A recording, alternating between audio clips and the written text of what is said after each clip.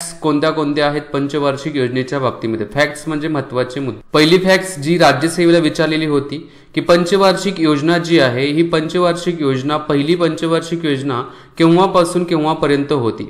तर पहिली पंचवार्षिक जी योजना होती 1951 पासून 1956 पर्यंत फर्स्ट 5 इयर प्लॅन किंवा पहिली पंचवार्षिक योजना होती. आता ही जी पंचवार्षिक जी योजना आहे या पंचवार्षिक योजनेला फायनली जी काही परमिशन जी असते ही परमिशन कोणाची असते तर संसदेची परमिशन असते. संसदेची सगळ्यात फायनली परमिशन राहते. पंचवार्षिक योजनेचा जो प्लॅन असतो तो कुणाच्या मार्फत तयार केला जातो तर प्लॅनिंग कमिशनच्या मार्फत तयार केला जातो. Planning commission. आणि या प्लॅनला अप्रुव्हल कुणाच्या मार्फत दिलं जातं तर राष्ट्रीय विकास परिषद, नॅशनल डेव्हलपमेंट काउन्सिलच्या मार्फत त्याला अप्रुव्हल दिलं जातं. आणि फायनली जे अप्रुव्हल आहे ते फायनली अप्रुव्हल कोणाच्या मार्फत दिलं जातं तर संसदेच्या मार्फत देण्यात येतं. म्हणजे पहिल्यांदा आपलं एक फॅक्ट काय कळले की 1951 पासून 1956 पर्यंत पहिली पंचवार्षिक योजना होती.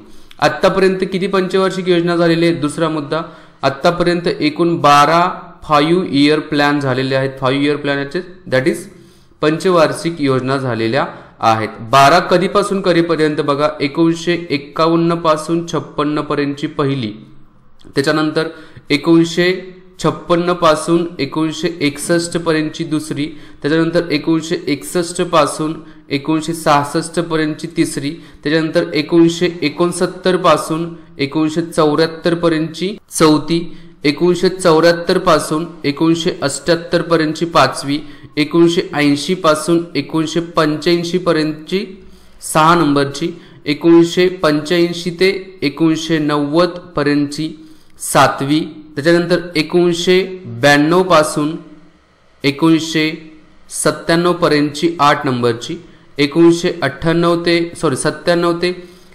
2002 पर्यंतची 9 नंबरची योजना, 2002 ते 2007 पर्यंतची 10, 2007 ते 2012 पर्यंतची 11वी आणि 2012 पासून 2017 पर्यंतची 12वी, म्हणजे 12 पंचवार्षिक योजना झालेल्या आहेत. आता याच्यामध्ये तुम्हाला काही मिसिंग पॉइंट सापडले असतील बघा. कुठे सापडले? 66 ते 69 पर्यंत पंचवार्षिक योजनेचा समावेश नाहीये. त्याच्यानंतर 78 ते 80 पर्यंत पंचवार्षिक योजनेचा समावेश नाहीये आणि 90 पासून 92 पर्यंत पंचवार्षिक योजनेचा समावेश नाहीये. म्हणजे इथं किती वर्ष येत आहेत? इथं 3 वर्ष. त्याच्यानंतर इथं किती आहेत? इथं 2 वर्ष आणि इथं किती आहेत तर इथं 2 वर्ष. म्हणजे याच्यातून आपल्याला काय समजलं की एका वर्षाच्या एकूण किती योजना राबवण्यात आलेल्या होत्या तर एका वर्षाच्या अशा किती एकूण योजना होत्या? तिसरा मुद्दा सांगतो मी इथं, तर एकूण 7 योजना होत्या. एकूण किती योजना होत्या तर 7 योजना या सिंगल इयरच्या होत्या, एका वर्षाच्या राबवण्यात आलेल्या होत्या. आणि एकूण 5-5 वर्षाच्या किती योजना होत्या तर 5-5 वर्षाच्या एकूण 12 योजना होत्या. लक्षात घ्या, इथं जे 12 म्हटले ना या 12 योजना होत्या. तिसरा मुद्दा आपल्याला सापडला की 7 योजना ह्या सिंगल इयरच्या होत्या, एका वर्षाच्या होत्या.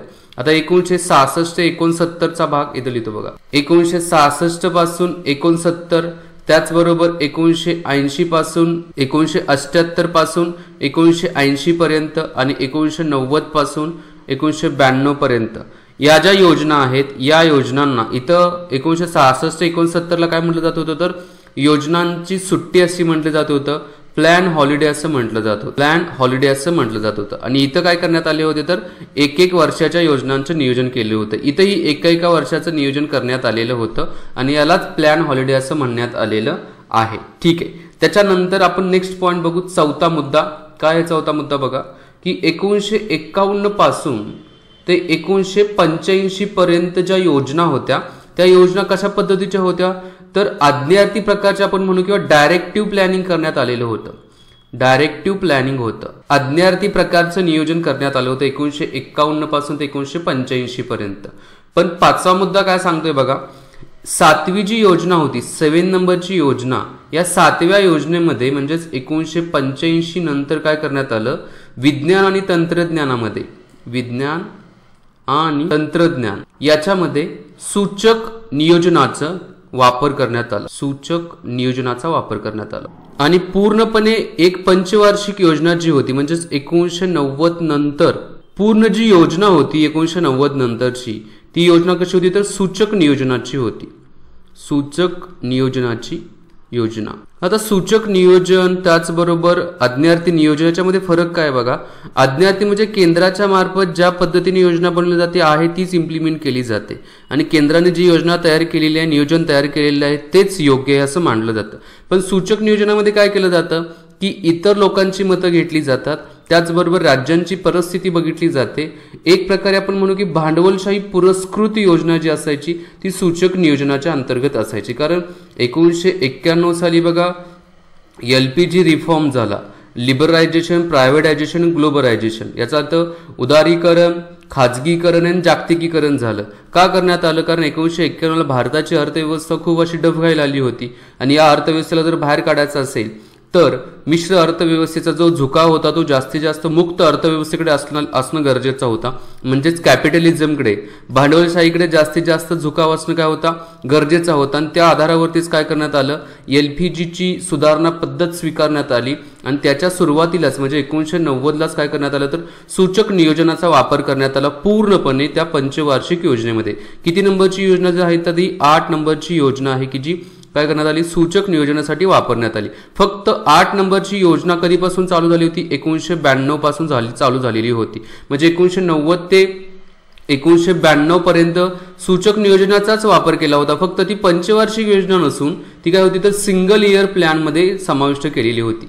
सिंगल इयर प्लॅन म्हणजे आपल्यातून याच्यातून या सर्व मुद्द्यांच्या मधून आपल्याला काय समजलं की 7व्या पंचवार्षिक योजनेमध्ये सूचक नियोजनाचा वापर विज्ञान आणि तंत्रज्ञानासाठी करण्यात आला, तर 8वी पंचवार्षिक जी योजना होती 1992 पासून ते 97 पर्यंत या पंचवार्षिक योजनेची जी काही नियोजन जे करण्यात आलं होतं ते पूर्णपणे सूचक नियोजनाच्या अंतर्गत करण्यात आलेलं होतं।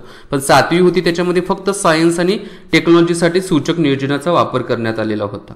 ठीक आहे, आता त्याच्यानंतरचा नेक्स्ट पॉइंट काय आहे बघा, शेवटचाच पॉइंट मी सांगेल की या नेक्स्ट पॉइंट मध्ये असं सांगण्यात आलेलं आहे की 1991 नंतर भारताची जी अर्थव्यवस्था जी होती या भारताच्या अर्थव्यवस्थेचा झुकाव जो होता तो मुक्त अर्थव्यवस्थेकडे चाललेला होता आणि त्यामुळे 1991 नंतरच्या पंचवार्षिक योजनेमध्ये जास्तीत जास्त भर जो होता तो मुक्त अर्थव्यवस्थेकडे होता, भांडवलशाही अर्थव्यवस्थेकडे होता आणि त्यामुळेच जागतिकीकरण झालं, देशामध्ये परकीय गुंतवणूक आली आणि या परकीय गुंतवणुकीमुळे हळूहळू देशाची जी काही आर्थिक वाढ होती ती आर्थिक वाढ होत गेलेली आहे।